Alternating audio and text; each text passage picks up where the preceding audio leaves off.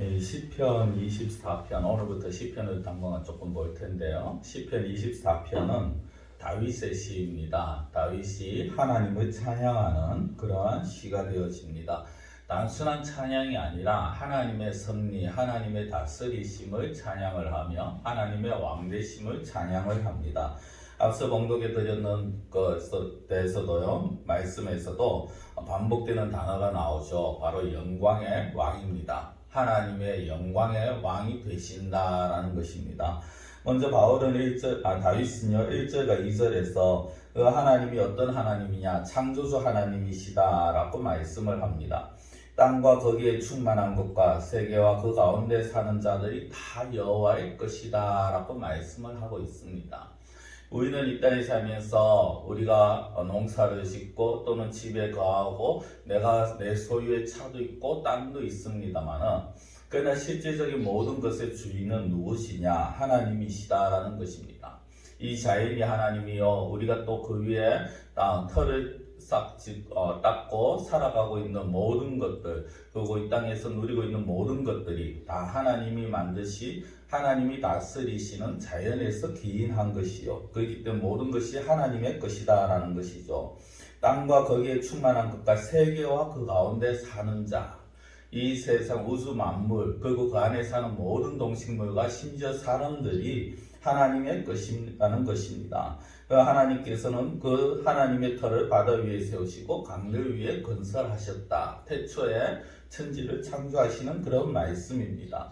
이게 하나님의 것이기 때문에 모든 것이 하나님의 것이기에 그 모든 것의 주인 되신 하나님 앞에 나아갈 때 그러한 자가 복을 얻게 되어집니다. 그래서 다윗은요, 3절에서 6절까지는 어떤 자들이 하나님 앞에 나갈 수 있고 어떤 자들이 복을 받는가 하는 것을 말씀을 합니다. 3절 보면 여호와의 산에 오를 자가 누구며 그의 거룩한 곳에 설 자가 누구인가 라고 말합니다. 하나님 앞에 나아갈 수 있는 자가 누구냐는 것이죠.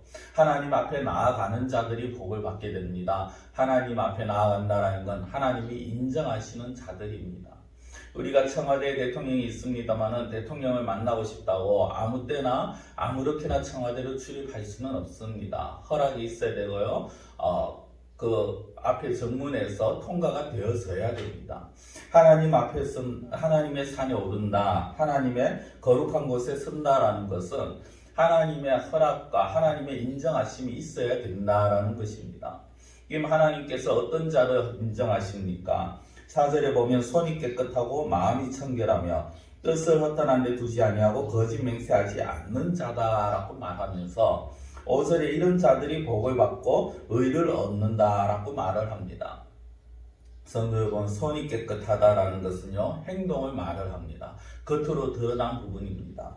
마음과 뜻은 뜻을 그리고 거짓 맹세하지 않는다는 것은 그 내면을 말을 하는 것입니다. 사람의 마음입니다.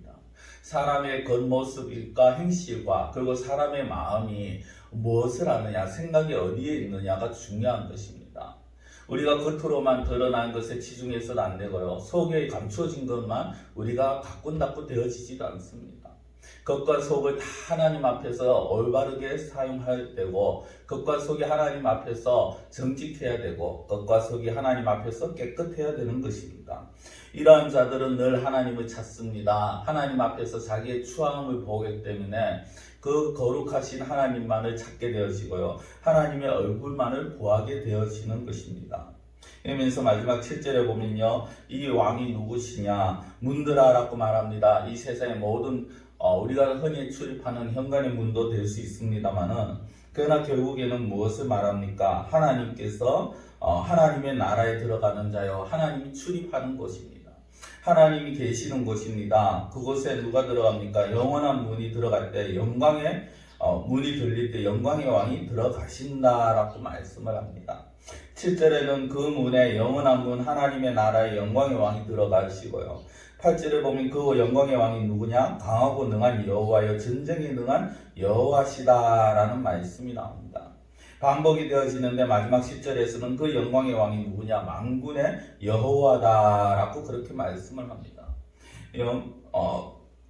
강하고 능한 여호와, 전쟁에 능한 여호와, 결국 만군의 여호와 군사적인 용어입니다만은 이것은 당시 시대적인 상황에서 의해서 나온 것이고요. 결국 모든 것을 다스리시고 모든 것을 주관하시는 모든 것의 주인이 되신 하나님이 왕이 되시고 그 하나님 앞에 나아가는 자가 참된 복을 누리며 그 하나님을 의지한다라고 하나님께서 복을 주신다라는 것입니다.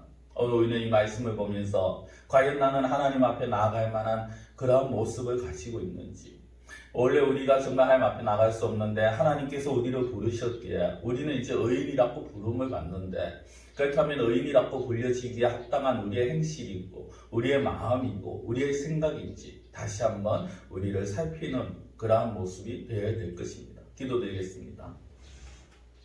사랑의 하나님 아버지, 우리가 살아가면서 하나님께서 모든 것의 주인이시며 영광의 왕이 되심을 다시 한번 고백합니다. 그 하나님 앞에 나아가는 자들만이 복을 누릴 수 있으며 하나님께서 예비하신 것들을 누릴 수 있는데, 저희들 정말 이 땅을 살아가면서 하나님께서 만드신 그 땅을 바라보며 자연을 바라보며 하나님을 참된 왕으로 섬기고 나아가는 저희들이 되게 하여 주시옵소서. 특별히 하나님 앞에 설 자, 하나님의 거룩한 곳에 설 자는 손이 깨끗하고 마음과 생각이 깨끗한 자라 하였습니다. 겉으로 드러난 행위나 또 우리의 마음이나 내면이 내적으로나 외적으로 모두 하나님 앞에서 정직하고 깨끗한 자가 되어서 하나님께서 베푸신 그 은혜를 누리게 하시며 늘 만왕의 왕이 되신 영광의 왕이 되신 하나님을 높이며 찬양하며 살아가는 그러한 저희들의 삶이 되게 하여 주시옵소서. 간절히 원하고 예수님의 이름으로 기도드리옵나이다.